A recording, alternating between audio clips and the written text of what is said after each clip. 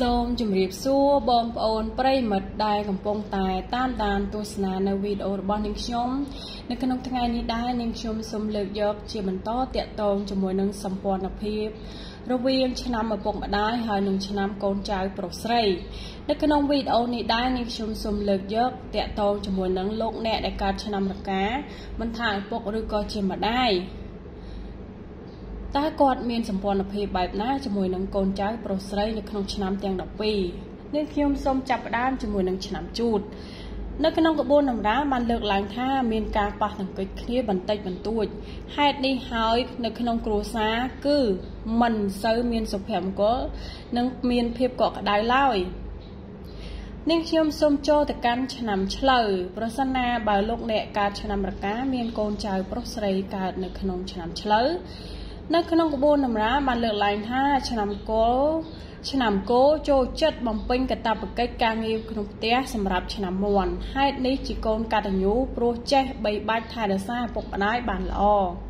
នាងខ្ញុំសូមចូលទៅកាន់ឆ្នាំខាលនៅក្នុងក្បួនតម្រាបានលើកឡើងថាអត្តចរិតកូនចៅប្រុសស្រីមានការផិតក្បត់ដូច្នេះហើយការកំពុងលូតលាស់คล้ายទៅជាអាក្រក់ព្រោះមនុស្សទាំងនោះជាអ្នកកាត់បន្ថយនាងខ្ញុំសូមចូលទៅកាន់ឆ្នាំថោះប្រសិនណាបើលោកអ្នកជាឪពុកម្ដាយកើតនៅក្នុងឆ្នាំរកាមានកូនចៅប្រុសស្រីកើតនៅក្នុងឆ្នាំថោះនៅក្នុងក្បួនតម្រាបានលើកឡើងថាឆ្នាំថោះឆ្នាំទន្សាយនោះទំនងជាស្ដាប់ពាក្យសម្ដីរបស់ឆ្នាំមាន់ប៉ុន្តែតាមពិតទៅគឺនៅតែមានគំនិតធ្វើអ្វីស្រេចតែតាមចិត្តតែឃើញនាងខ្ញុំសូមចូលទៅកាន់ឆ្នាំរោងប្រសិនណាបើលោកអ្នកជាឪពុកឬម្ដាយកើតនៅក្នុងឆ្នាំរកាមានកូនចៅប្រុសស្រីកើតនៅក្នុងឆ្នាំរោងនៅក្នុងក្បួនតម្រាបានលើកឡើងថាឆ្នាំមាន់ទំយើឆ្នាំនាគខ្លាំងពេកហេតុនេះហើយរាល់ទុក្ខកង្វល់ក៏ចាប់ផ្ដើមកើតមានឡើងដោយការស្រឡាញ់ថ្នាក់ថ្នមនេះនាងខ្ញុំសូមចូលទៅកាន់ឆ្នាំម្សាញ់ប្រសិនណាបើលោកអ្នកជាឪពុកឬក៏ម្ដាយដែលកើតនៅក្នុងឆ្នាំរកាមានកូនចៅប្រុសស្រីកើតនៅក្នុងឆ្នាំម្សាញ់នៅក្នុងក្បួនតម្រាបានលើកឡើងថាមានគំនិតល្អច្រើនតែនៅមានការខ្វះខាតខាងគំនិតស្ថាបនានាងខ្ញុំសូមចូលបន្តទៅកាន់ឆ្នាំមមីប្រសិនណាបើលោកអ្នកដែលកើតឆ្នាំរកាមានកូនចៅប្រុសស្រីដែលកើតនៅក្នុងឆ្នាំមមីឆ្នាំសេះមិនព្រមចុះញោមឆ្នាំមាន់ដែលធ្វើឲ្យឆ្នាំមាន់ហ្នឹងមានការរសាត់រសល់ក្នុងចិត្តនេះខ្ញុំសូមចូលទៅកាន់ឆ្នាំមមែប្រសិនណាបើលោកអ្នកដែលកើតនៅក្នុងឆ្នាំរកាមានកូនចៅប្រុសស្រីកើតនៅក្នុងឆ្នាំមមែនៅក្នុងក្បួនតម្រាបានលើកឡើងថាឆ្នាំមមែ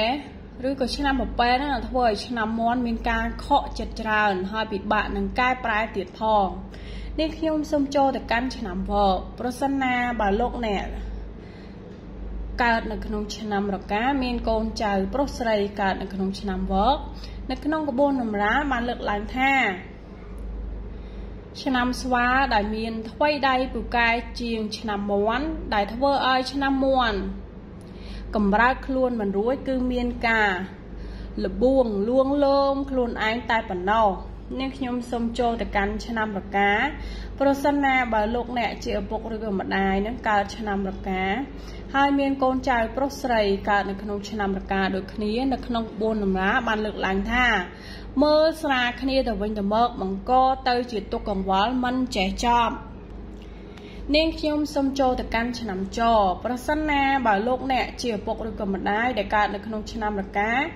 មានកូនចៅប្រុសស្រីដែលកើតនៅក្នុងឆ្នាំចអញ្ចឹងនៅក្នុងក្បួនតម្រាបានលើកឡើងថាតែងតែពោលថាឆ្នាំមាន់និងឆ្នាំឆ្កែណាគឺពុំអាចរស់នៅជាមួយគ្នាបានសុខឡើយពិតជាមិនខុសគ្នាឡើយនេះខ្ញុំសូមចូលទៅកាន់ឆ្នាំកុលប្រសិនណាបើលោកអ្នកជាឪពុកឬម្ដាយកើតនៅក្នុងឆ្នាំរកាមានកូនចៅប្រុសស្រីដែលកើតនៅក្នុងឆ្នាំកុល